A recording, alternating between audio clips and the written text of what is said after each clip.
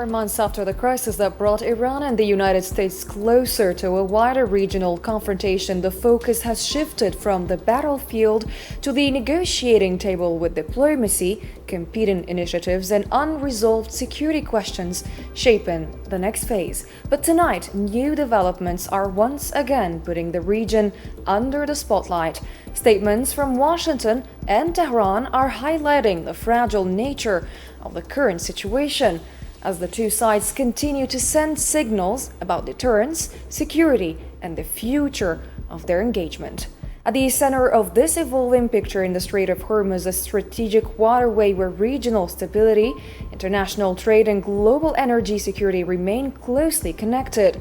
So tonight we ask, has the Middle East entered a new era, or is this simply another pause before the next crisis? We'll be answering that question and many more over the next half hour.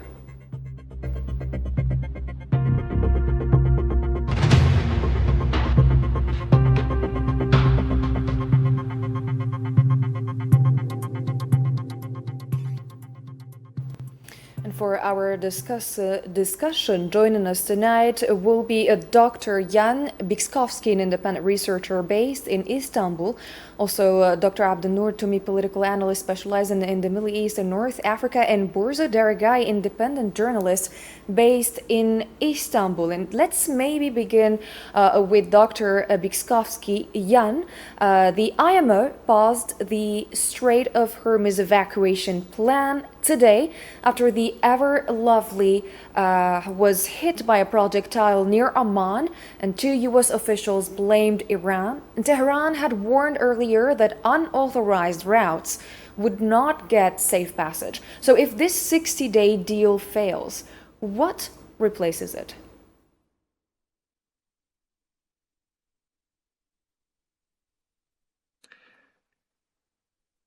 If the memorandum of understanding and this 60-day period failed, we would have another prolonged, low-intensity conflict, I think, with Iran. It would not be much different than the situation before the memorandum of understanding. As far as I see, Iran doesn't have, capabilities to fight an all-out war with full power and thousands of rockets every day sent to Israel. So it is not in its interest to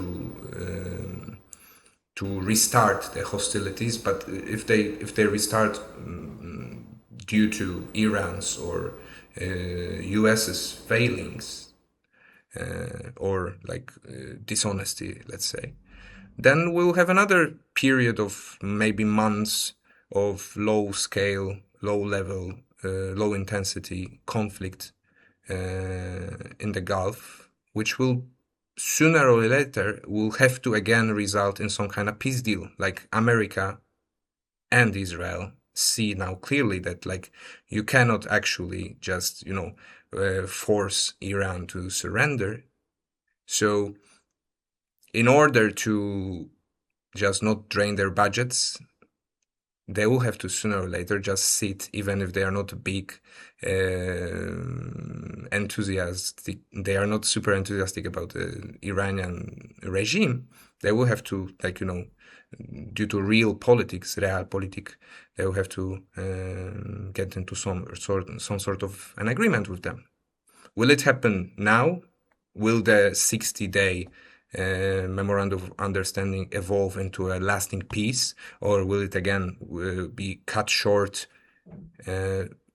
I cannot say anything about this because we saw a high level of irrationality in this whole period of wars with Iran, between Israel, US, and Iran. So I don't think I am able to do some kind of rational analysis which will hold. It's highly personal politics and highly ideologized conflicts. So in the end, it's just up to Trump, up to Netanyahu, up to Khamenei to just sooner or later realize that it doesn't pay off to anybody to prolong this conflict, and I hope they could reach some kind of Understood, constructive conclusion. Mr. Wikskovsky. Thank you. And maybe now to Dr. Toomey, thank you for being with us. Good evening, and thank you for having me on the program, and my greetings to your guests. Always a pleasure to have you on our programs, Dr. Toomey. So, as a first question, Dr. Toomey, political negotiations have just begun with a relative calm that we've seen in the past few days, despite the attacks tonight and the counterattacks seen. Would you describe today's Middle East as a more stable region than it was a few months ago, or simply just more unpredictable? Actually, the short answer is no. Actually, after 108 days of a pointless and an illegal war that was waged by a coalition of Israel, the US, and Zionist states against Iran, in which led to the strategic failure of the US policy in the region. And having said that, and we speak about the policy in the US, actually lost its credibility and to some extent hegemony. And when we talk about credibility, it's not vis-a-vis the people in the region. It is, interestingly enough, vis-a-vis the elite and the political leaders. And there is now, in the past, these 108 days of war that led to the 60 days, or it's now about 70, 75 days of trust between the two parties, I mean the belligerents, that actually created another sense of no trust. And this is what, I mean, what is happening in the light of the quote-unquote agreement of the memorandum of understanding that was virtually signed in Versailles last week, and then was enhanced in Switzerland last weekend. So where everybody, actually, the entire world was holding its breath, that maybe the possibility for breaking through to lead to direct discussions up until today, or just the last 48 hours, and having this incident about the Singapore ship that was hit, and there is no confirmation of that confirmation that was hit by the. So, but this is, it's again, that led to the, not an escalation high level, but to the, when it comes to the military jargon, it's tit for tat. And this is all about the dynamic of this war. And these actually, when we speak about the war, so there is, again, in this blurry situation of neither war nor peace. And there is, again, the key factor in this equation is the Zionist state prime minister, who is doing anything to implode, to sabotage this memorandum of understanding. And we saw what just happened this afternoon in Washington, D.C. about the framework agreement between Lebanon and the Zionist state. And because the Zionist state prime minister is having this, actually, it is his white card to pressure the US administration, and notably President Donald Trump. On the other hand, the Iranians are also holding their Hormuz Strait card. So this is why we are in this dilemma. And when we spoke about, or we speak about the stability in the Middle East, we are far away from that stability. We're far away from the stability, but after those months of confrontation and now a return to somewhat negotiations and calm, what are the minimum conditions both Washington and Tehran need to secure in order for this diplomatic track to survive and get things back to normal, or at least more calm? The key element here when it comes to negotiation is about the trust, and trust is missing from both sides. And we saw how both sides are working as if they are working on eggs. So this is why the Americans are still, actually they don't want to give, let's say, given something like about the Iranian will emerge as victorious. On the other hand, the Iranians, they don't want to give any credit for the Americans for being victorious either. So the Iranians did absorb the shock and all of the first days of this pointless war, like 3 months or 4 months ago now. But today we are in that moment of actually how to break through. And we saw the role of the mediators, the Qataris and the Pakistanis mediators, when other regional powers in the region, such as Turkey, Saudi Arabia, Egypt, who have been very active and exactly to bring those two parties to find a way at least to meet and talk. And we saw there is actually, we are not there yet. And we saw what happened in Switzerland last weekend when actually after the signature between the two leaders of the countries, Iran and the US, President Trump in Versailles, and his counterpart from Tehran, Mr. Pashtian. But on the weekend, the Iranian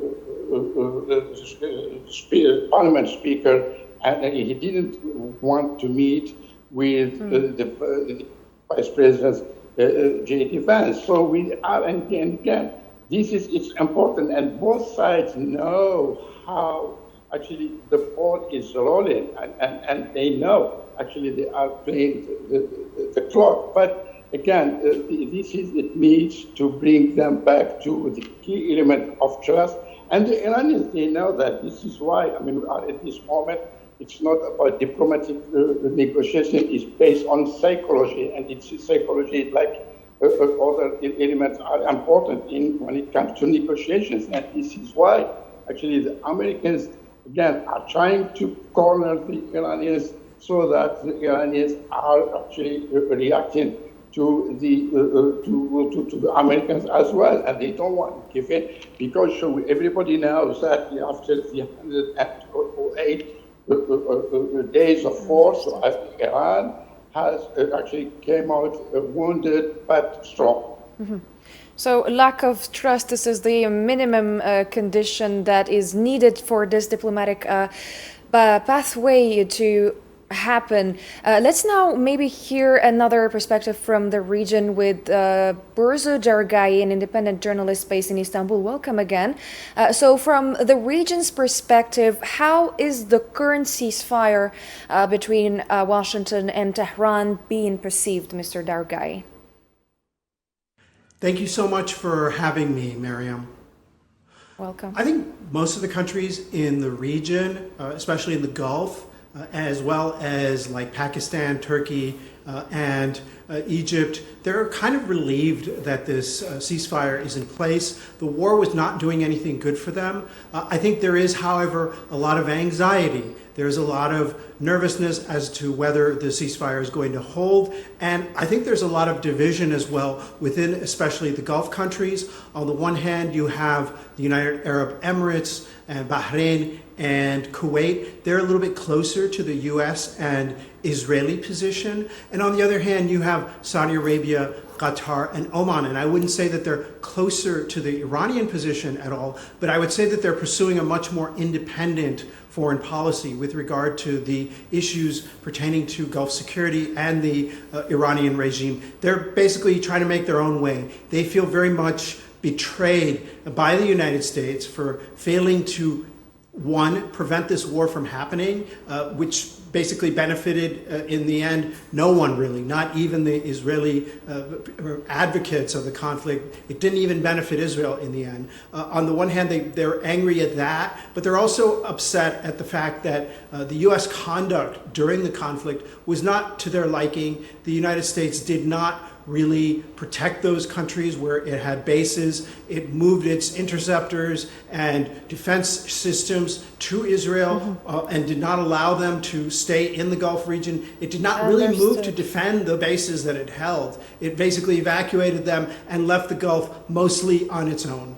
Understood. Thank you. Dr. Toomey, perhaps today's developments have once placed the Gulf region in the center of attention and of regional politics. Can we talk about a sustainable Gulf security? Actually, this is what the aim of this, the outcome from this ceasefire. But again, this ceasefire is still fragile, and this memorandum of understanding that the US and Iran have agreed on and to launch or to enhance or open direct negotiations, that will help the regions, actually not only the Gulf countries, but the entire region when it comes to their national security and national interest parameters. But again, since we are in this blurry line and in a war of fog, so it's hard to predict what's going to happen because, again, one has to remember the Zionist state prime minister is doing anything to, again, as I stated, to sabotage these initiatives because at the end of the day, he doesn't want this war to end. But as it was mentioned by your previous guest, that actually both parties are tired of it, and the problem with them, they don't have an exit strategy. But speaking about strategies, we know from day one that this pointless war didn't have an end game. And this is because the US President, Mr. Donald Trump, was dragged to this war, and it was a war of choice, and he didn't want to go. He was dragged by the Zionist state prime minister, but now he can't pull back. But the Iranians, on the other hand, again, they came out wounded, but they are strong, and I believe they still believe they have a solid card in their hands. It's the Gulf, the Strait of Hormuz, and that is impacting the global energy, and that was impacted greatly the Asian countries and the European countries. So this is, again, when the Gulf countries are, of course, divided, and to some extent are also angry to President Donald Trump for not actually taking their consideration. I mean, their concern when it comes to their national security, because again, they are paying a heavy price of this pointless war. They're paying a heavy price. Mr. Dargahi, today Tehran rejected the latest US GCC statement calling for free and unconditional navigation through the Strait of Hormuz, insisting that safe passage cannot be guaranteed without coordination with Iran. Is Tehran simply defending its strategic interests, or is it sending a broader message that no future Gulf security architecture can succeed without Iranian participation?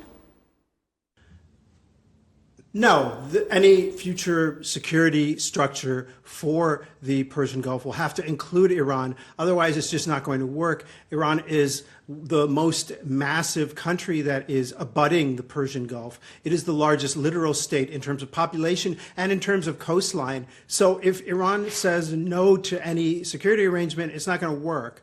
And as for the Strait of Hormuz, you know, it's the problem is that Iran perceives itself as having won the war, and even many people in the West and even Israel say that Iran won the war. And as they say, to the victor goes the spoils. And they have taken control of the Strait of Hormuz, and it's going to take some huge steps and some huge differences and different security structures and security guarantees for Iran to relent. And you know what? Iran may still not relent on the control over the Strait of Hormuz. This might be a permanent thing. They're going to want nominal, if not actual control over that Strait of Hormuz for a while. They see the war that was inflicted upon them as largely staged from the Gulf. And one of the things that they're going to argue, and perhaps credibly, is that they don't want U.S. or other warships entering the Persian Gulf, especially after the surprise attack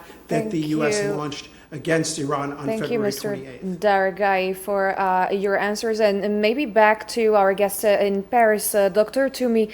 To what extent could incidents like today's attack on a commercial vessel near Oman, along with the reported strikes on Iranian targets and the renewed warnings from the two parties, affect the course of the ongoing negotiations? And we also heard today, Mr. Toumi, strong messages from the two parties, again from Washington. U.S. Vice President J.D. Vance saying that violence will be met with violence, while Iranian state media cited the Revolutionary Guards, warning that any further U.S. attacks would draw a broader response. How can we also interpret these messages, and how does all of this affect the process of peace? First of all, it's all about trust, but also it is a there is a psychological factor. And I said, I mean, there is again, the Zionist state prime minister, he is doing anything to, again, as I stated, to sabotage this process. And this is, again, but it comes, I mean, the reaction that happened yesterday, and to the reaction of the U.S. to today, the CENTCOM today, is, again, it comes with that tit for tat. But this is like, sending a message for both sides. But again, here it comes to the role of the mediators, who have been very active. Of course, they are tired, but at the end of the day, they want, because we spoke about stability, they want stability and security, that these two, I mean, stability and security, rhyme with a prosperity for the entire region. But this is, again, the role not only of Pakistan and Iran, but also other countries such as Turkey, Saudi Arabia, and Egypt, and other countries. And now there are even some European countries, like, for instance, France and the UK, who are also trying. I mean, they don't have like same leverage like the regional powers in the region, but they have to say in this for the stability, first of all, of the global global market, because they were hit severely, and we are again in summer, and all these elements actually don't have, will have an impact on their domestic politics. But when it comes to geopolitics in the region, now indeed the region is actually moving, and actually the outcome from these 108 days of pointless war is about new deterrence, and this time is coming, and Iran is playing with that because it still believes, it's too early to speak about that, but it still believes that it has a say in the new regional security. And of course, to some extent, Iran is about geography and has actually a legitimate case to play and to impose itself in this equation. And the stabilizing factor is all about the Zionist state. Thank you very much. Mr. Dargai, perhaps as a last answer, could an event like the FIFA World Cup create political incentives for both Washington and Tehran to preserve this fragile calm, at least in the short term? You know, football is a huge deal in Iran, much bigger proportionally in Iran than in the United States. And this is something that is really lifting the spirits of the Iranian people. But I don't think it's going to lead to any diplomatic breakthroughs. I think diplomatic breakthroughs, if they happen, could lead to a flowering of football diplomacy in the United States, and there be an appearance of better relations between the two countries. But I don't think the game itself, even though the game is improving the image of the Iranians in the United States and worldwide. Like, for example, the conduct of Team Melli, the Iranian national team, has really charmed a lot of pundits and Americans. And on social media, there's a lot of praise for the way that the Iranian team has handled itself and the grace, despite the pressure it has shown in Iran, in Los Angeles, and later on this weekend, tomorrow, actually morning in Seattle. I think that could be good for Iran's public image in the country and in the world, but it's not going to affect this regime. This government, this government in Washington doesn't care about football. They are meat and potatoes kind of guys. They don't care about soccer. It's not going to, first of all, it's not their sport of choice. And second of all, this is not something that they are going to be warmed. It's not going to warm their heart. They're going to be just as aggressive and assertive about what they see as U.S. rights and privileges, regardless of what happens on the football pitch tomorrow and possibly in later rounds if Iran makes it to the knockout rounds. For taking the time to share your analysis, and thank you, Dr. Jan Bikskovsky, for your thoughtful analysis. Miriam, thank you so much. If listeners are interested in more, they can subscribe to my newsletter at Borzou, borzou.substack.com. I'm also on YouTube and Spotify and Apple Podcasts. Most welcome. Also, thank you, Dr. Jan, for your analysis. Thank you very much for having me today. And also special thanks to Dr. Abdenour Toumi for joining us live from Paris. Thank you for having me again. Most welcome, and thank you, dear viewers, for following tonight's edition, and see you in the next ones.